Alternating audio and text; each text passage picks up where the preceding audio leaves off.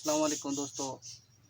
आज मैं आप दोस्तों को विज़िट करवाऊंगा 3 शहरों का। साबिक डिप्टी स्पीकर, साबिक एडिशनल आईजी और साबिक वज़ीर आज़म, जो मेरे इलाके मेरे गांव में उनका शहर है, जो यहाँ रह चुके हैं और वो इधर के ही हैं।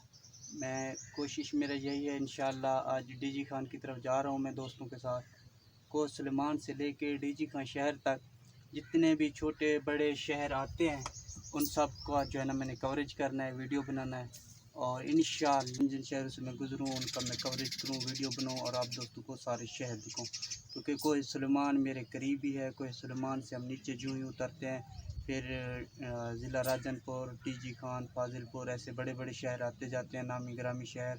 और उन नामी ग्रामी शहर में 3 ऐसे शहर भी हैं, साबिक डिप्टी स्पीकर, साबिक एडिशनल आईजी और साबिक एमपी भी रह चुके हैं हमारे शहर में, और साबिक वज़ीर आज़म भी। आज मैं सिर्फ इन 3 शहरों का आपको विज़िट करूँगा, मेरे साथ रहना है और वीडियो को स्किप बिल्कुल भी नहीं करना।